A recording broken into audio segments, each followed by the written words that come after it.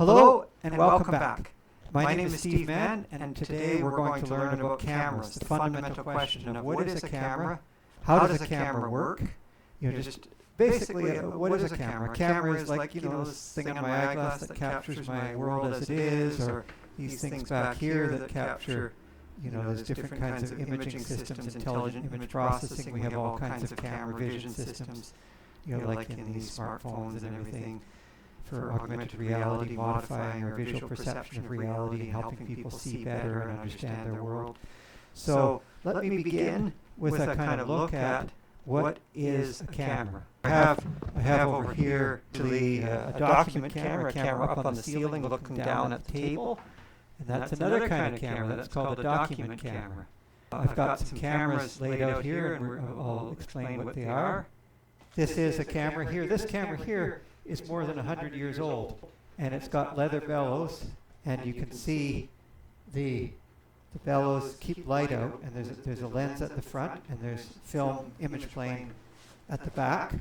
And the way this kind of camera works is there's a film holder. The film goes in this film holder. You have to load the film in the dark, of course. You have to load it in complete darkness. And you slide the film in like this, and then this dark slide comes in like that. You load this in the dark room, and then you have your film inside this film carrier, and then you insert the film down inside the camera like this, and then you pull up this dark slide here, and then you take a picture through the lens, and then you push the dark slide back down in here and take it out, bring it back to the dark room, and develop it. And then later, the invention of roll film made photography a lot easier and a lot more convenient, because you would now have a roll of film. And inside here there is a spool, and the film travels from left to right. There's a spool here where the film goes, and the film's supplied off the supply spool onto the take-up spool. There's another spool. When you get a new roll of film, you put this spool over here like this, and put the old film in there and wind it on. And so one film, this winds up the film, and it winds from here over onto this spool. And so the idea is that it's a dark box. It's basically a black box, and there's leather bellows here to keep the light out. And on the front there's a lens that lets the light in, and then on the back there's the film plane that takes the picture. And of course there's a little viewfinder here that allows you to see, and you can look through that little viewfinder and frame up the shot, compose the shot that you're going to get. And now let's take a look here. If I look at that, if I open the back so you can see in here, I'll put this spool down here for a second so that we can take a close look here. And you can see this camera here is made by Kodak, a company called Kodak. And so there's a shutter here, shutter mechanism, and as I have to clock the shutter, and then there's different shutter speeds. Now it's on infinity. T and B are infinity toggle and bulb, and then there's 1 second, half a second, fifth of a second, tenth of a second, 25th, all the way up to 1/400th of a second. But right now it's on infinity, which is bulb. Now if I turn up the backlight, the light on the floor, you'll be able to see right through here. You can look right through this camera. I just move a couple of things out of the way there so you have a clear, easy view down inside there. And now I've got this thing open so you can actually see. Now there's something called the f-stop, or the aperture here. And you see those numbers there. When I close this, you can see I'll start to close it now. You can see the hole gets smaller. The opening in that lens is getting smaller as I close this. There it is. See, the opening's very small. And as I open it, it gets bigger and bigger and bigger. So what do these numbers mean? There's numbers on here. There's a number like 5.6. That's a certain ratio between focal length and diameter. 5.6, 8, 11. The number here, 5.6. If you double 5.6, you get 11. And if you double 11, you get 22. So each time you double it, you get every 2 of these clicks is doubling. So each click is the square root of 2. So that's the relationship between them. This 5.6, if I multiply by that by the square root of 2, I get 8. Multiply that again by the square root of 2, I get 11. By the square root of 2, 16. By the square root of 2, 22. By the square root of 2, 32. And if we continued, it would be 45 and then 64. And so on. And so each time you go to the next click, it's letting in twice the amount of light, because the amount of light, this is proportional to the diameter of the opening, and the amount of the light is proportional to the square of the diameter of the opening. So there's a square root of 2 factor with the ratio of the diameter, because you want a factor of 2. So each of these lets in twice the amount of light. 5.6, close it to 8, that lets in half the amount of light. 11, a quarter the amount of light, as if 5.6, 16, an eighth the amount of light is 5.6, and so on. And then over here, you've got the shutter speed. So at the moment it's at infinity, and so I've cocked the shutter to stay open as long as I want it to stay open. And when I'm done the exposure, I close it. And if I change it to B here, just turn this wheel to the B setting. Now when I change it to B, it'll stay open as long as I hold it down. I have to keep holding it down. And then when I let go of it, it'll close. And if I change it to 1 second, it'll open for 1 second, or half a second if I go to here. You know, half a second, fifth, a quarter, 10th, or an eighth roughly. And then as I continue around here, there's 1/400th of a second, and you'll barely see it open here. It'll just be, you could hardly see that, just very brief opening.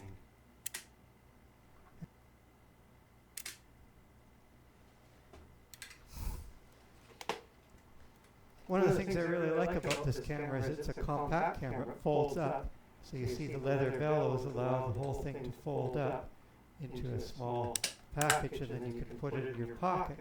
It's a little pocket camera that you could carry around, and it allowed for photography to become quite portable. There's a little button here you push to open it, and you pull it open, and then out it comes, ready to shoot. And there's a little thing you can flip on the bottom. There's a little thing you can flip down here, so it stands up straight. So each of these cameras has a nice little interesting story to tell. These are box cameras. The camera is a little box. So there's a little shutter here that opens. For example, this is another kind of this is a film camera. Again, a little film cassette here. You put the film in here, and it winds through.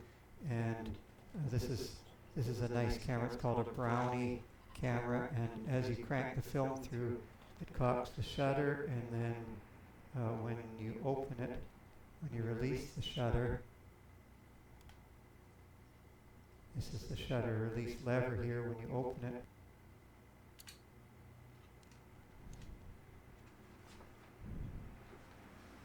you turn on the back light here so we can see.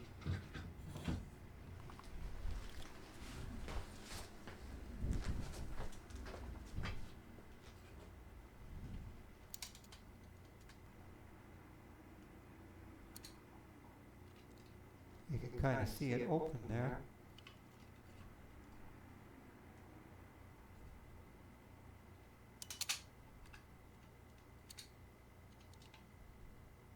There it is. See the little red dot there, open and closed.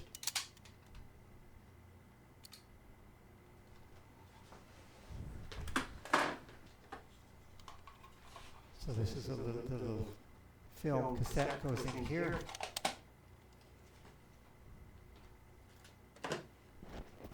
And then there's roll film, like 35 millimeter roll film. So this film, there's sprocket holes to drive the film. This is a camera that has film in it right now, and lens here, a lens hood on it. So now there's film inside this camera.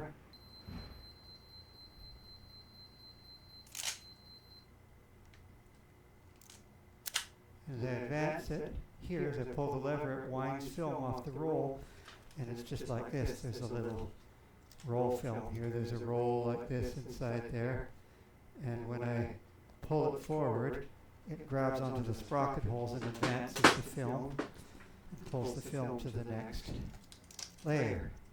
And then when when the film is finished, it goes into one of these little film canisters like this, and you can take it away and get it developed. So there's lots and lots of different kinds of cameras. There's little disposable cameras like this from the throwaway culture. Polaroid cameras, instant Polaroid land film camera.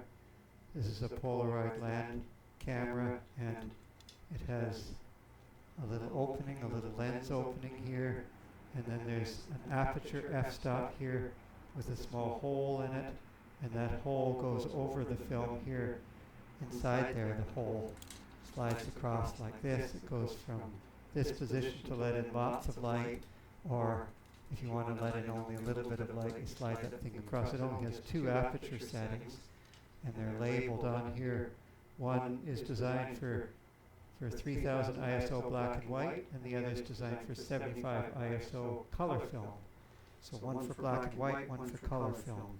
Much like this camera here. You can see it has just 2 f-stop settings, one for black and white, and the other f-stop setting for color. See, the color f-stop is a bigger opening, and the black and white is a smaller opening, because black and white film is more sensitive to light. So when you're shooting color, you have to open it up, let in more light.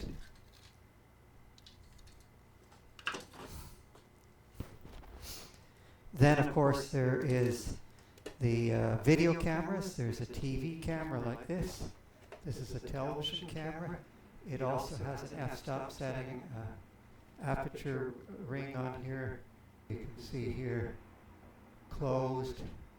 So you see these aperture numbers here. This is f2, f2.8, f4, 5.6, 8, 11, 16, and then finally there's a setting called C, which is closed, which is completely closed. So that C setting is for television cameras, because television cameras are easily damaged when there's too much light going in them. So that's wide open here, and as I close it, you can see these 3 leaves getting smaller until it goes completely closed. Completely closed to wide open.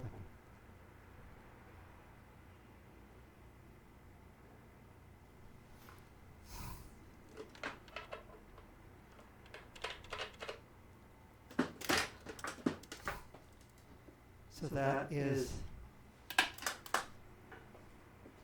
a surveillance camera.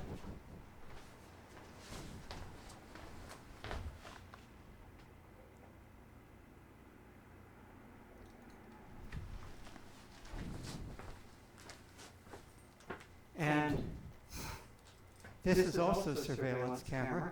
Many of these surveillance cameras are concealed in these dark domes, so people can't see which way the camera is aiming.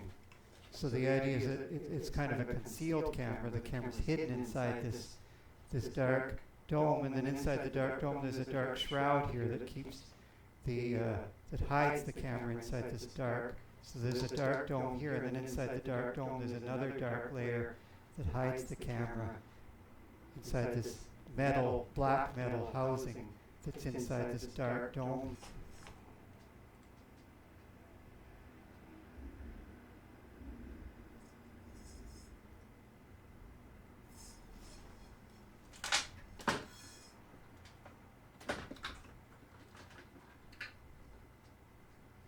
This is a housing for streetlight cameras. It's again a dark housing, and so when you close it off, it's dark inside, so it's hard to see. So from the inside you can see out quite clearly, but from outside you can't see in very clearly. It's interesting how when you're inside looking out, it's very easy to see, but when you're outside looking in, it looks quite dark. And so again, this helps to conceal the camera so people can't see how many cameras are in there or which way they're looking. So the idea in security and surveillance, they like to hide the cameras. And of course you can hide cameras inside eyeglasses like this. It's very easy when you're inside the eyeglass to see out. You can see quite clearly outside, but when you're outside the eyeglass, it's a lot harder to see in. So again, you can hide cameras inside eyeglasses, and there's many different eyeglass camera systems available. Augmented reality overlays, computer vision systems, eyeglasses like the Vuzix Blade that have computer camera vision systems inside them, and overlays, augmented reality overlays, and so on. So there's many different kinds of cameras. We have internet cameras, web cameras, and of course there's miniature spy cameras like these here, these little internet cameras that you have, and then this kind of camera here that can see in the dark, time-lapse cameras, many different kinds of cameras. Here's the camera from a Huawei P30 Pro.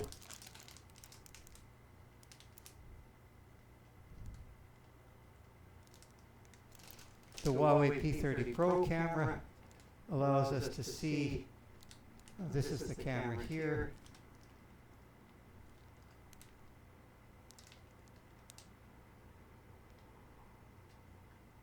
Like a camera, and here it is, and of course you can see, you can go from really wide, here 0.6 times, and then you can start to zoom in more and go up to 50 times, and zooming in, and so you can see small fine details and things, like you can read license plate numbers on cars or see things that are far away. So it gives you this capacity ranging through these different cameras to be able to zoom in on things and see things. Another common feature of cameras, one of my own inventions, is called HDR, high dynamic range, that combines multiple pictures together, differently exposed pictures together to extend the dynamic range and see details that were otherwise invisible. So I will be talking a lot in this course. We're going to learn all about imaging and cameras and image sensors, all these modern technologies. We're going to start with the oldest kind of camera, perhaps, something simple called a pinhole camera. And this is a pinhole camera that I made in a wooden box. So it has a little opening here, a tiny little hole through which light enters to take a picture. There's a little hole here I made in a little sheet of brass foil, and then there's another piece with a bigger hole, and then another piece with the wood here. And the F number of this camera is 312. The F number, the ratio of the focal distance divided by the diameter of the hole, is 312 for this camera. This is the opening. So it's just a box. It's a black box. I painted it black inside and out. Inside the box is black and outside the box is black. And you just put a piece of film on here and close it shut. And then when you want to take a picture, you just peel back this and open it and take the picture and then close it again and take it back to the darkroom to develop it. And so this is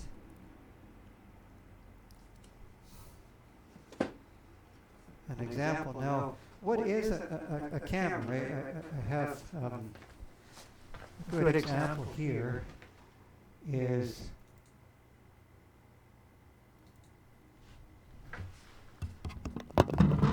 let me come back to this camera here.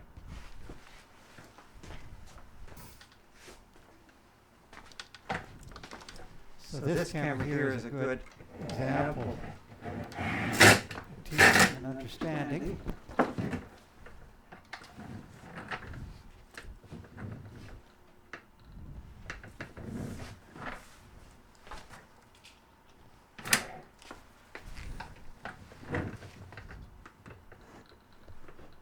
This camera, there's leather bellows here that allow you to adjust the camera in various ways, and simply,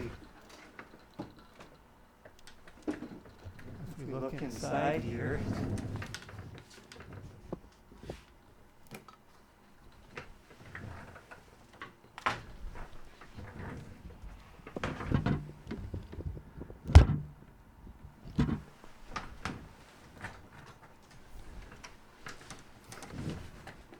so what is inside here is just a ground glass. There's a piece of viewing glass that allows us to look inside the camera to look at the image that's appearing on the camera. This is just a frosty glass. See, if I put my hand there you can see it, but as I back off it sort of disappears. You can kind of see there as I back away. It's a frosted glass, and so it creates a visual form of the image. You can see the image appear on the ground glass, and then in here is just a lens board. In fact, if I take that out, if I sort of disassemble this camera for a minute, let's come around to the other side now, and take this off. Now there's a lens on this lens board, and there's a camera here, camera body. So the body is just open, it's just an open box.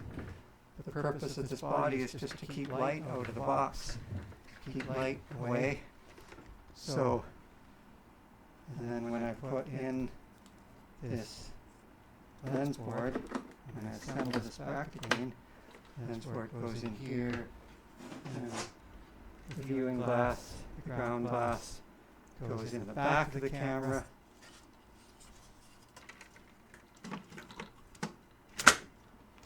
This, and then, so now I have my camera mounted onto a tripod so that it's held steady here. And the way a tripod works is there's three legs. The way a tripod works is there's three legs here to hold the head up in the air, and then there is a screw thread at the top, and of course it screws into the camera. And these screw threads are all standardized. They're all the same. They're all 1/4 inch, 20 threads per inch. So it doesn't matter if the camera is 100 years old or more than 100 years old, or you just got it recently. They all take the same standardized mount. So a lot of cameras, of course, have a little mount thing inside it so that it can flip up, and the camera will sit on a nice surface like this. It can rest on the ground or on a table, but if you want, of course, you put a tripod in. Most cameras, or many of them, have a hole in the bottom, right here, for example, and that hole is 1/4 20 threads. So this is a 1/4 20 threaded rod, so you can make your own camera mount from the threaded rod to mount the camera. You can build your own mount. Use standard 1/4 20 mounting hardware. These are 1/4 20 screws here, washers, nuts, and so on. And you can mount the camera to a table or a tripod, and they all mount in a very standard sort of way. So now we've got this camera mounted like this, and you can see the ground glass here. And one of the things we want to try to do is to understand the mathematical relationship of what a camera does, how a camera images things, how do cameras capture things, what is the relationship between the light going in and what you see on the display. So one way to understand that is to take a periodic lattice of lights.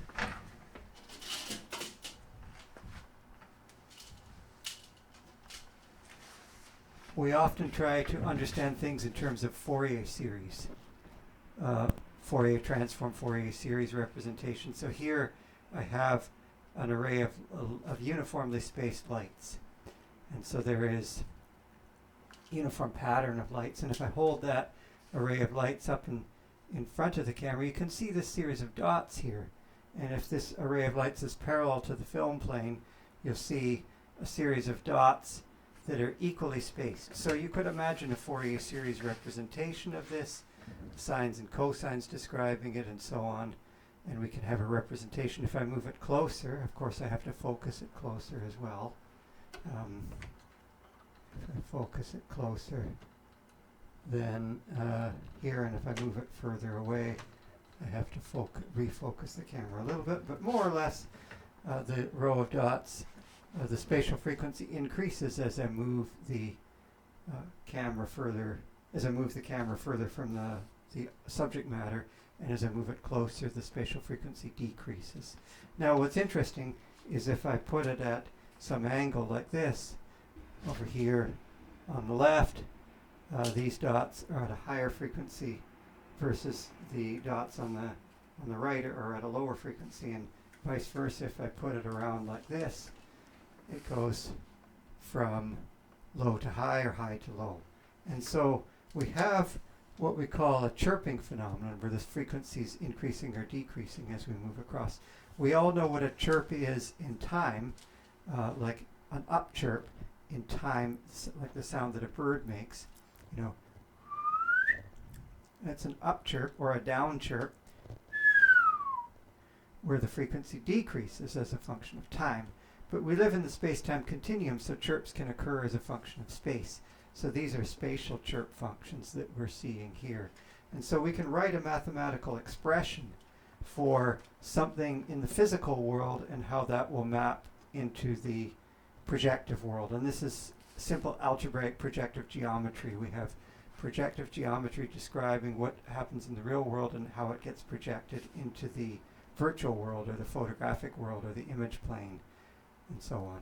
So that is one of the things that we will look at in our first lab. We're going to build a couple of simple pinhole cameras, very elementary cameras, and we're going to understand the mathematical relationship. What does a camera do? How does a camera understand the world? How does a camera see and understand the world?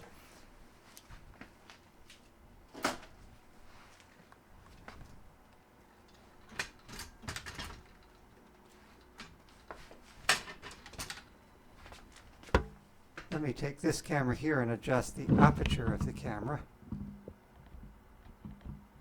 I'll close it down really small, so it's quite dark and it has a lot of depth of field. And you can see now, even when I hold this here, I've got this uniform lattice of lights here, and then as I bring it around, you can see here the points are further apart at this end, and then as they get further from the camera, they get closer together in the image plane. And vice versa, if I turn it around this way, it does the opposite. The points are close together at this end, and then they get further apart at this end where it comes closer to the camera. So when they're further from the camera, they appear closer together, and when they're closer to the camera, they appear further apart.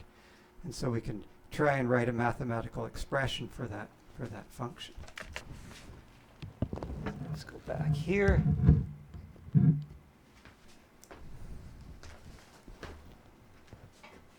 So I've got this document camera here. I can raise and lower it, so I'm going to bring it down closer to the table, and I can turn it 90 degrees.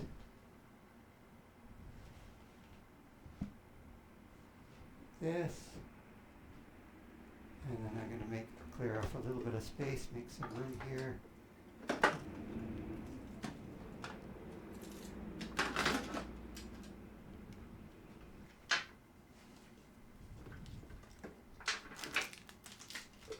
Down so we can see a little bit better here.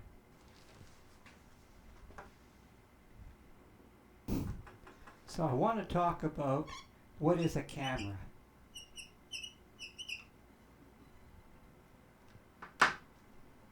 So the word camera is a Latin word,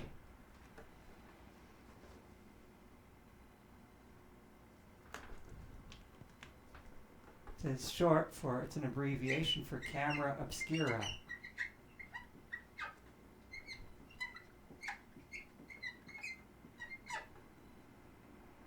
And this is, the word camera in Latin means room. And the word obscura means dark. So what we have is camera obscura means dark room in English. So a camera is basically a dark room. In the old days, cameras were large rooms, and you would go inside the room to take or see or understand the picture. So if you're doing a painting or making a picture, you would be inside the camera making the picture. So the way that a camera worked is typically you had a room like this, and there's an opening in the room, and upon the wall you would see an image. And so what you'd have is you'd have this, you've got subject matter, you'd have some kind of subject matter outside here, and rays of light would go through that hole in the wall and create an image on the inside of the room. So you would have this image here projected onto the wall opposite from the subject matter outside. So if you sat in this room, you could make a painting or drawing on the wall of exactly what was outside, following the simple laws of algebraic projective geometry. And so if you're inside this room, you could see the subject matter outside the room. And so in some sense, therefore, the camera is this mapping of reality into the space. So now, one question you might ask is, well, how big should that opening be? If you have a large window in a room, if you have a room with a large window, fairly large opening, and you have subject matter here,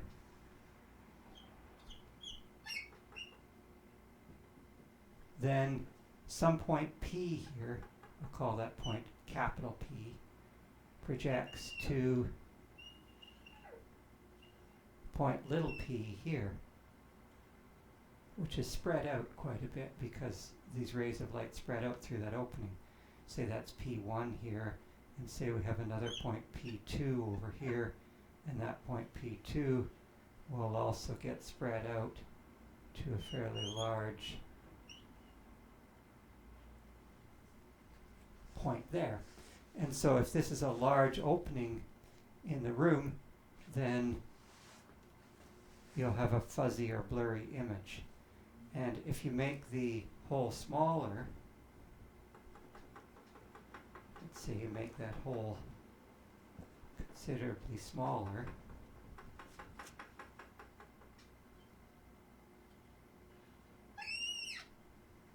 then what you'll find, there's P1, little p1, and little p2, and so you'll have a sharper image inside the room up to a certain point. Of course it'll be darker, so you have to let your eyes adjust to the dark to be able to see it. And so what you typically do is take, if you have a room with a window, you could cover the window with black paper and then just make a small hole in the black paper to allow light to come in through a small opening, and then put a white screen here. So the kinds of things you're going to want to have are some white paper or sheets of white paper, or find a light colored wall. To make the screen, you'll want black paper to cover the window, or to make the aperture, and then you'll probably want scissors or a knife or something to cut an opening, or a pinprick, or a pencil or something to make a hole through the cardboard. And it's also useful to have some black tape.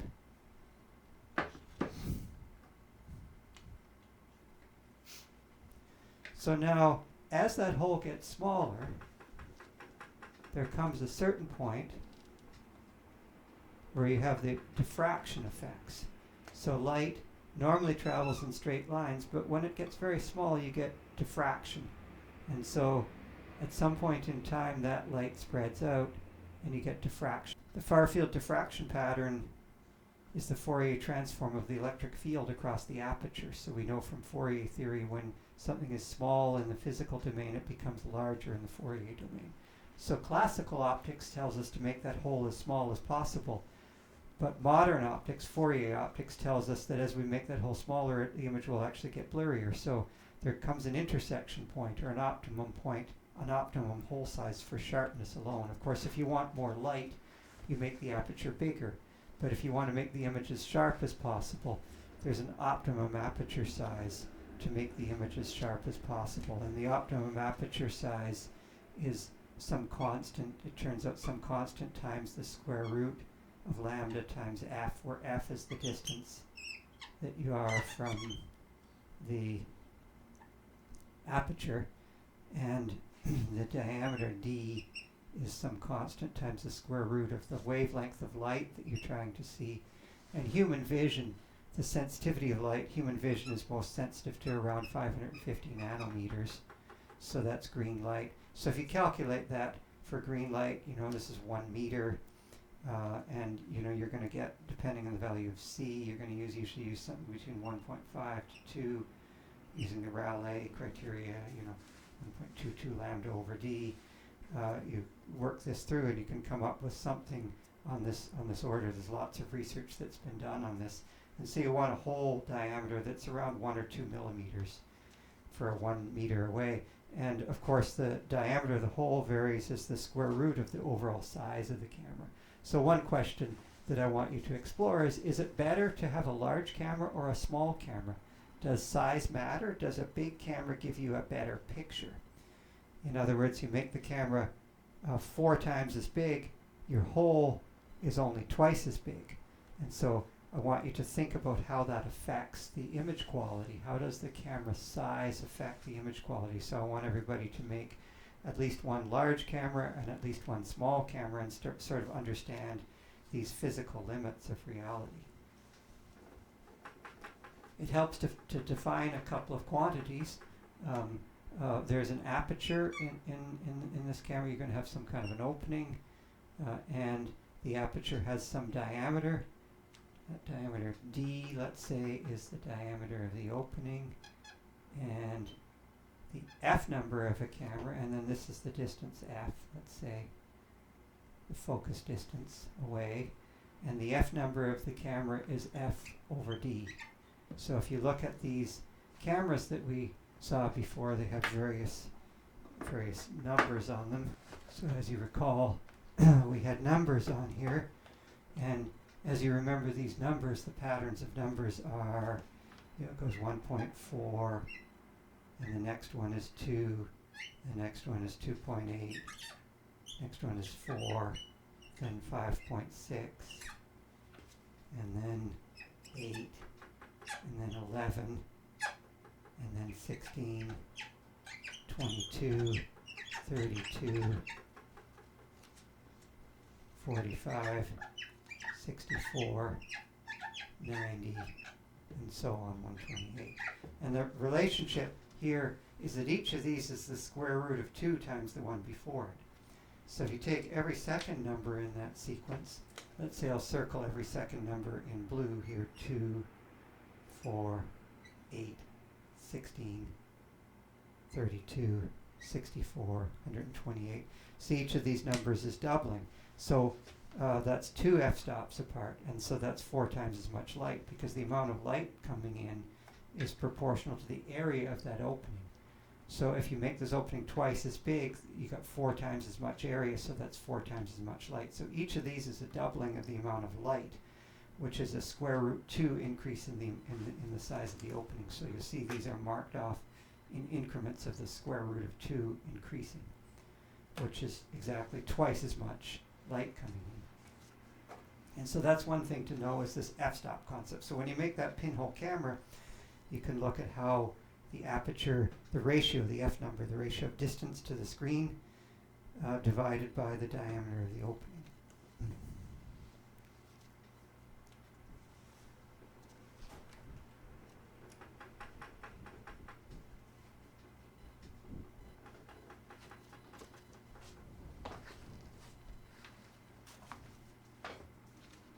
Okay, now another thing to think about, mathematically, oftentimes what we can do is just represent the pinhole as a point and imagine everything else is closed off and light can only pass through that light can only pass through that one point. So if I have subject matter here, I have subject matter here, and subject matter here, the rays of light pass through the point here and form an image here like this.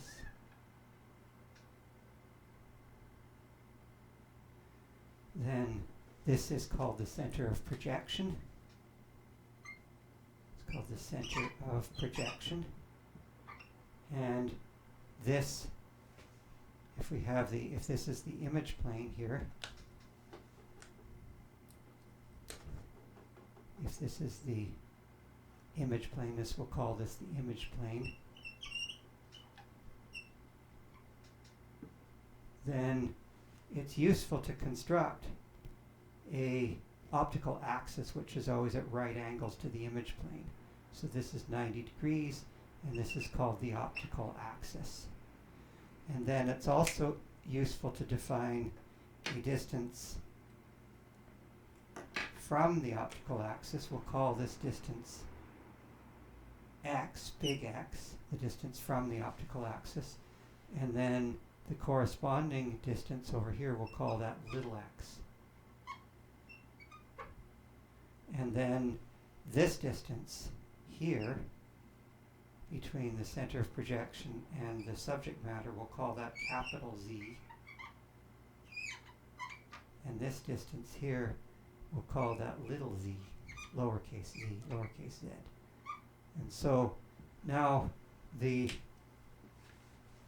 relationship here, this is like zoom, the zoom setting of the camera, because you can zoom in or out by making this, we can zoom in, we can put an image plane here, we can slide that image plane back and forth. What happens if we zoom? If we move the image plane over here, we make the image bigger, it will be magnified more. And if we zoom out, if little z equals big Z, then we'll have a life-size version. If your camera is big as reality, so if there's a person standing, 10 feet away from you here, and your pinhole is here, and you've got an image plane, a white wall that's 10 feet away, you'll see that person life-size on the wall. So you actually have, if you zoom right out, your subject will be the same size as in real life. You see right on the wall here. So there's a simple relationship here mathematically, and that is that by similar triangles, x, big X over big Z equals little x over little z. And that's kind of a very, very simple mathematical relationship.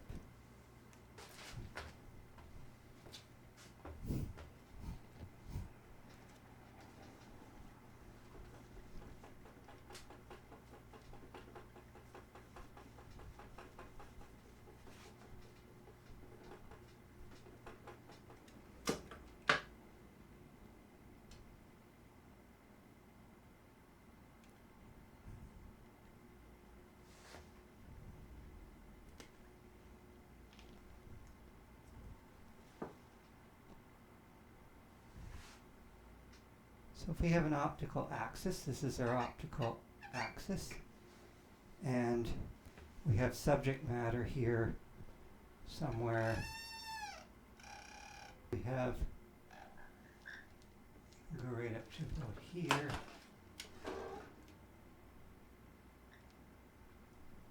See, we're going to have some point P that we're imaging capital P, and the distance to P is big X1,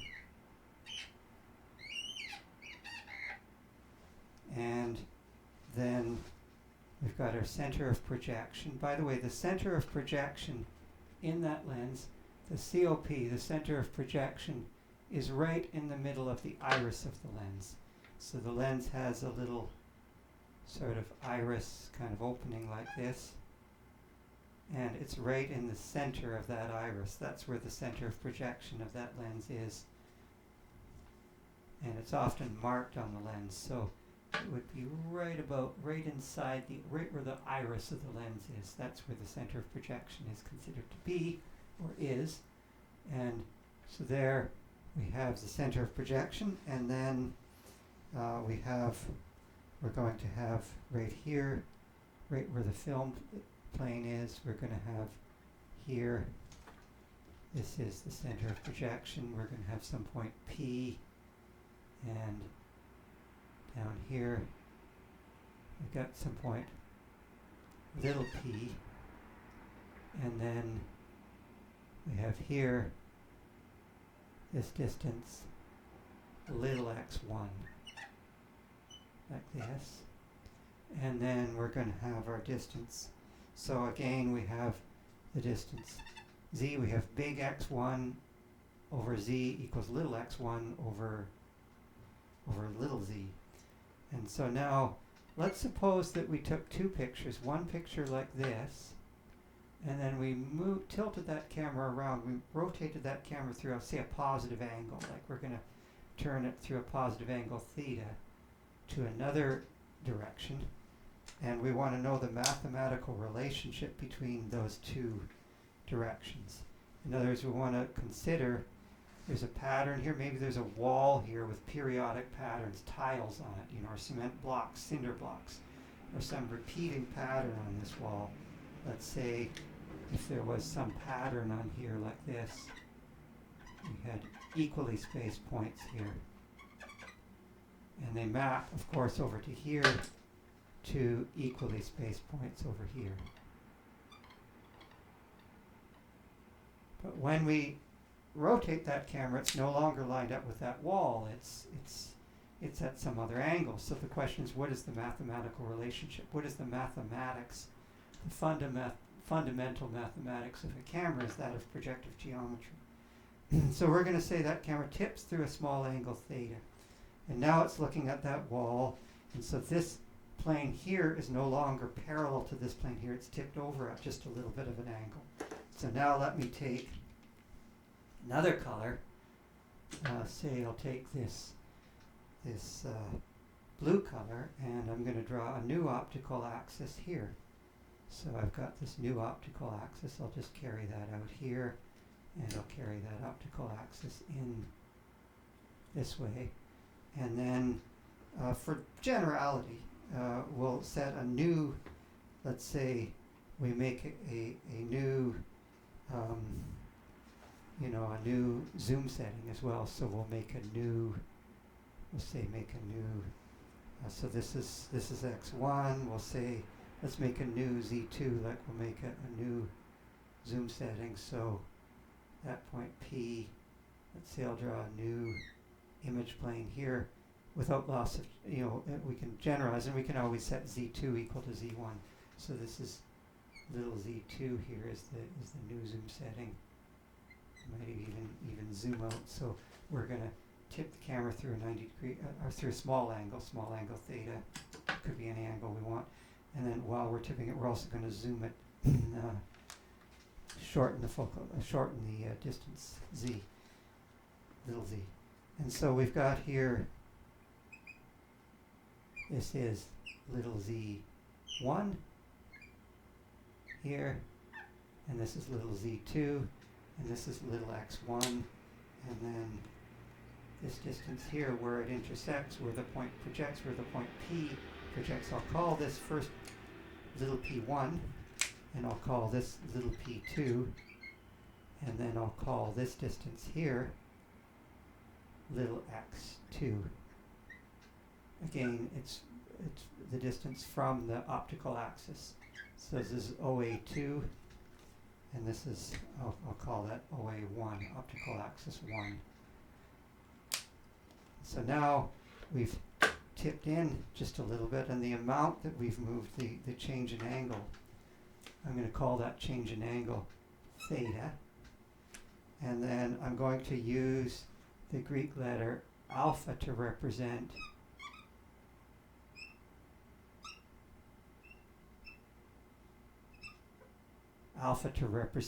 this angle here.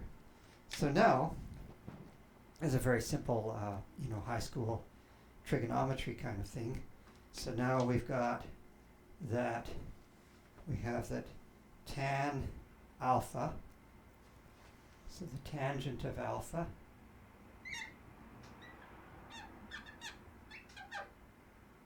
tan alpha equals big X1 over big Z1, which is equal to, and this is, by the way, this is big Z1 is this distance, is equal to little x1 over little z1. So that implies that alpha equals a tan little x1 over little z1. Then we also have that tangent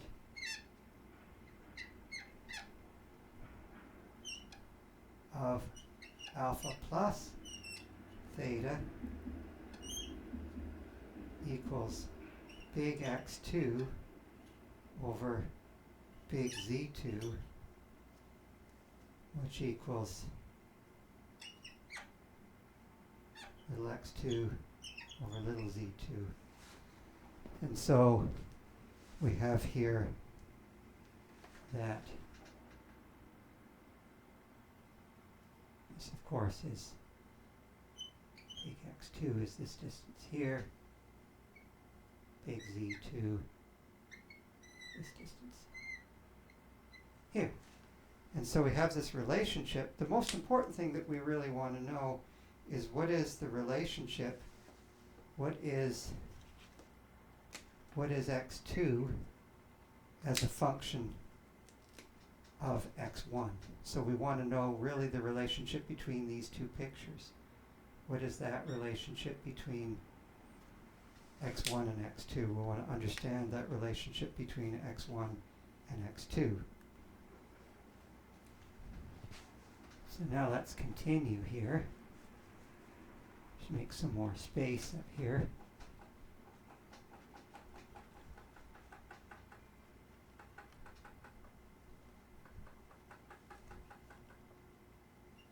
This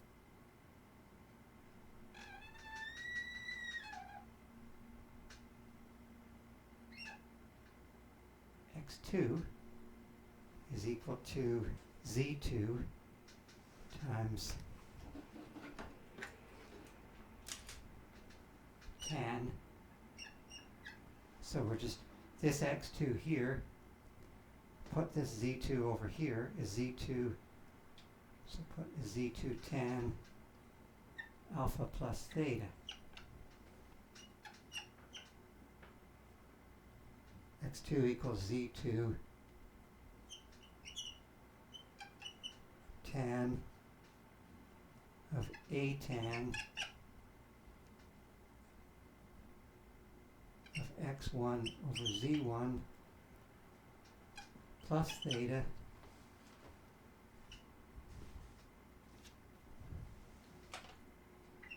for all x1 not equal to what we call, when there's a certain value where the tangent function blows up. You know, when you're tan 90 degrees or tan 270 degrees, means O1, you know, not being Z1 tan pi by 2 plus theta. So we want to avoid that one singular point.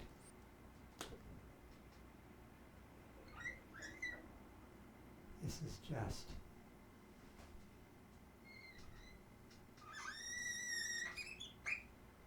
just, so this singular point here, O1, Z1 tan pi by 2 plus theta. This is, you know, arc tan x1 or Z1 plus theta equals, you know, 90 degrees or 270 degrees or multiples. You want to not be in that area. Is x1 not equal to z1 tan 90 degrees minus theta? So O1, the location of O1 is z1 tan 90 degrees minus theta, or 270 degrees minus theta. That's called the appearing point. That's the singularity in the domain. The vanishing point is the singularity in the range, and the appearing point is the singularity in the domain. So if you look at the paper wherecam.org / appearing point. So this was a simple observation that there's a singularity in that mapping, and just as a fun little thing,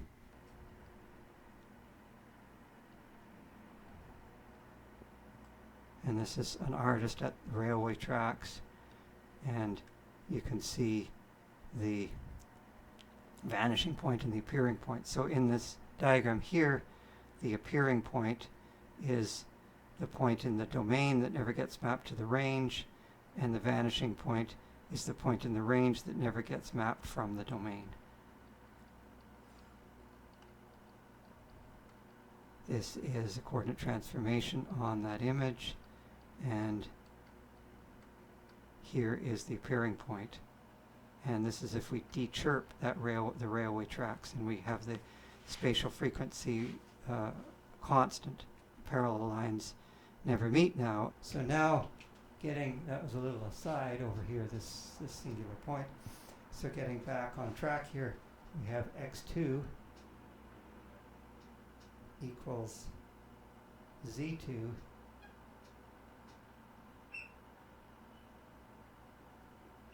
tangent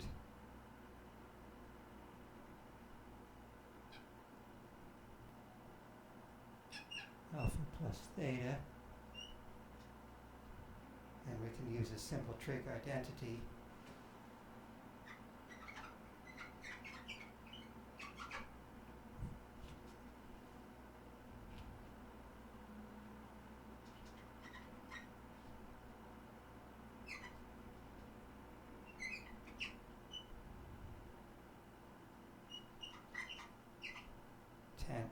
Tan of alpha plus theta equals tan of alpha plus tan theta over 1 minus tan alpha tan theta.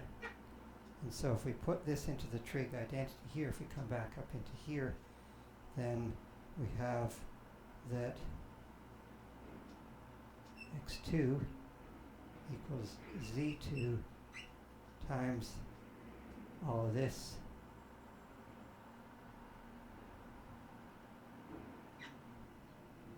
equals x1 over z1 plus tan theta over 1 minus x1 over z1 tan theta. And then we can take some simple substitutions and let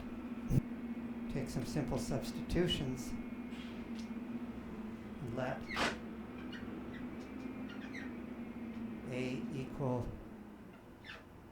z2 over z1, and let B equal z2 tan theta, and let C equal negative tan theta over z1. So now we have just A, B, and C as constants. So now we have x2 equals ax1 plus b over cx1 plus 1. So we've got a much simplified version of that mapping that doesn't involve any trig identities on a per pixel basis. Trig identities, of course, are just calculated once per image pair for a given rotation theta, but then for every pixel in that image, this calculation we don't have to calculate trigonometric identities for each pixel. Now C is the chirp rate.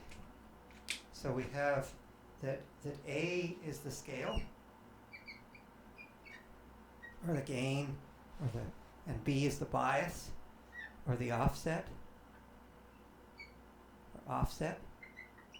and C is the chirp. C is the chirpiness or chirp rate. So you can see if you have the film plane parallel to the image periodicity, then of course C is equal to 0, there's 0 chirp. But as you tip the camera away from some periodic structure, you're going to see a chirping effect. So this gives you an understanding of the relationship between images of periodic structures, for example, or images of anything, the relationship between any picture and any other picture, because pixels themselves are periodic structures. And so if you have pixels in the domain, they're periodic. In the range, when you tilt the camera through some angle, then the range of that mapping, the pixel lattice, has been chirped. So that's a very fundamental concept that we're going to learn a lot more about, hopefully. So in your lab, what you're going to do is you're going to build 2 cameras, and a large camera and a small camera, and then you're going to understand the mathematical relationships. Fundamentally, you're going to understand what a camera is and what it means and how cameras work.